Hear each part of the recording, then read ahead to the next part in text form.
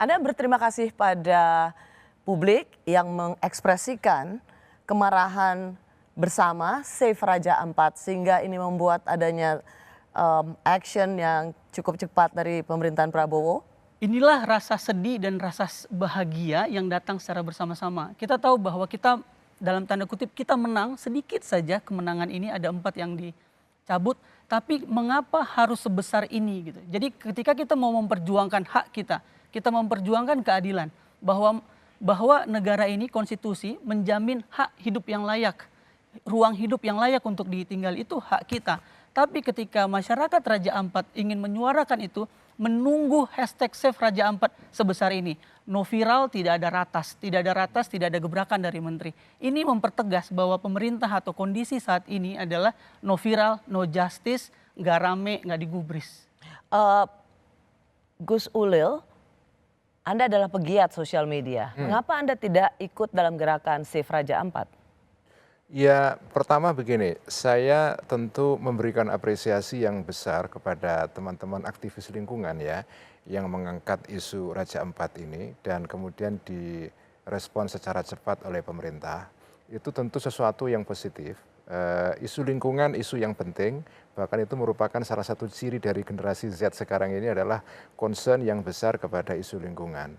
Hanya saja, saya sebetulnya kenapa tidak ikut hashtag ini karena saya akhir-akhir ini sebetulnya lebih banyak memperhatikan isu Palestina.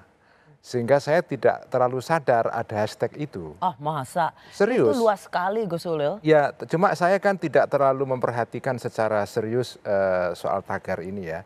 Saya tertrigger hanya karena dicolek oleh seorang teman, lalu saya memberikan komentar dan kemudian komentar itu ramai sekali.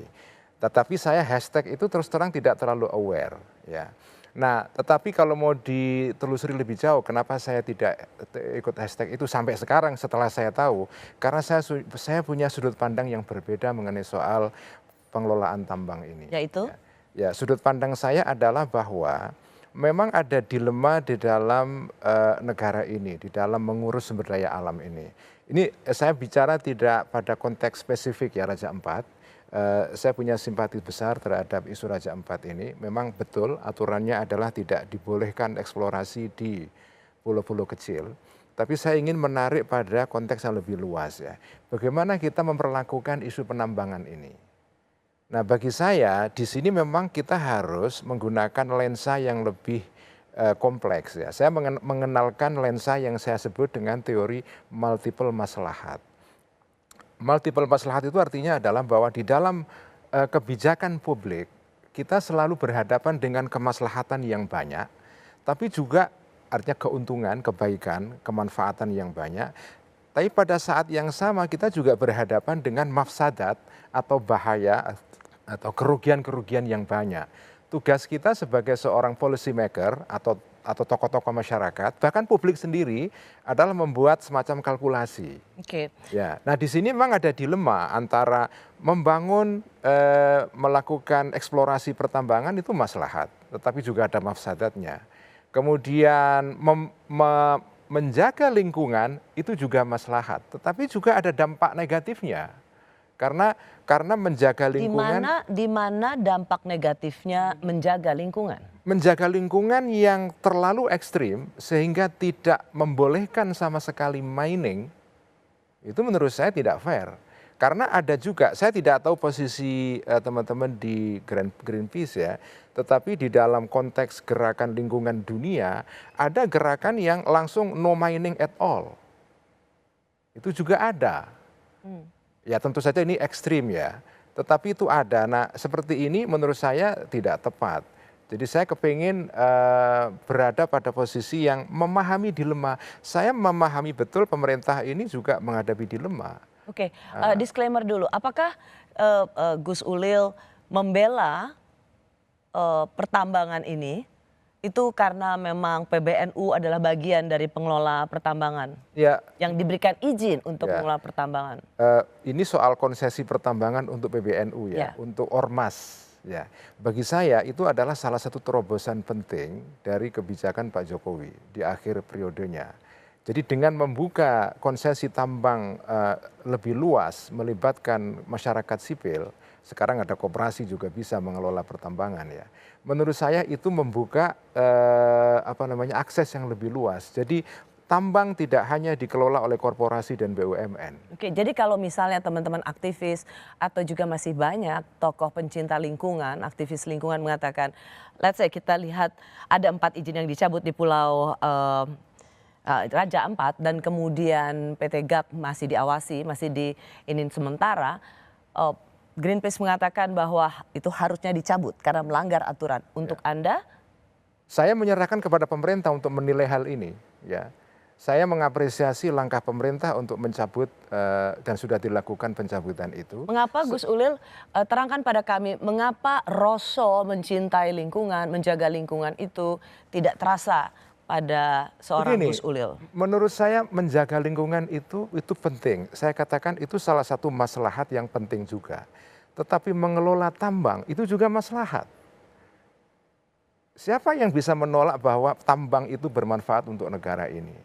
Jadi menurut saya, karena begini, ada kesan di publik, di sebagian kalangan ya, seolah-olah penambangan itu in itself itu adalah kejahatan. Ya. Itu adalah evil. Oke. Nah, bagi saya ini persepsi seperti ini menurut saya itu kurang tepat. Penambangan sendiri itu menurut saya baik. Yang tidak baik adalah bad mining. Oke, penambangan itu baik, itu it's not an evil. Ya. Ini evil, Gus. Kenapa dia dinamakan izin? Karena dia buruk. Kenapa pemerintah memberikan izin? Karena pemerintah tahu ada dampak buruk dari aktivitas pertambangan ini. Sehingga dia harus dikontrol oleh pemerintah. Dan pemerintah memiliki pengawasan. Jauh lebih daripada itu, Gus. Mari kita coba lihat misalnya, apa kita tega mengatakan bahwa ada kekayaan yang sangat besar dari sumber daya alam ini dikeruk dari wilayah-wilayah di luar Jakarta dan keuntungannya sampai dan datang ke Jakarta. Saya lahir besar di Medan memang, tapi saya pernah tinggal lama di Samarinda. Sorry to take it personal, saya tinggal di Samarinda, tempat ada tambang dari PBNU, nanti di sana saya tidak tahu saya udah aktif atau tidak. Bagaimana kehidupan orang-orang di sana, hidup dengan lumpur ketika hujan datang dikit saja. Kami harus membeli air bersih lebih mahal daripada orang-orang di Jawa. Kami harus membayar listrik lebih mahal.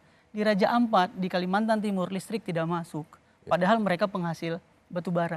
Ini kemiskinan yang premium. Pemerintah menciptakan poverty premium. Lalu Gus bilang bahwa ada kemaslahatan. Artinya begini, bagaimana kita bisa mengorbankan orang-orang yang tinggal di lingkar tambang hanya atas nama bahwa ini ada keuntungan untuk bangsa.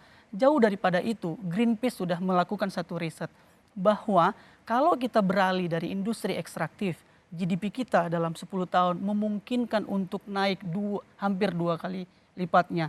Dan Sebentar, kalau singkatnya, buat Anda no mining. No mining dalam konteks ini. Karena tidak ada kemaslahatannya sedikit pun. Kalau kemudian kita katakan bahwa ini ada keuntungannya bagi pemerintah, kesejahteraan, kemakmuran. Ada dalam satu teori ekonomi namanya natural resources, kutukan sumber daya alam. Imajinasi kita selalu berpikir bahwa ketika ada sumber daya alam itu harus diekstraksi. Istilahnya das disease.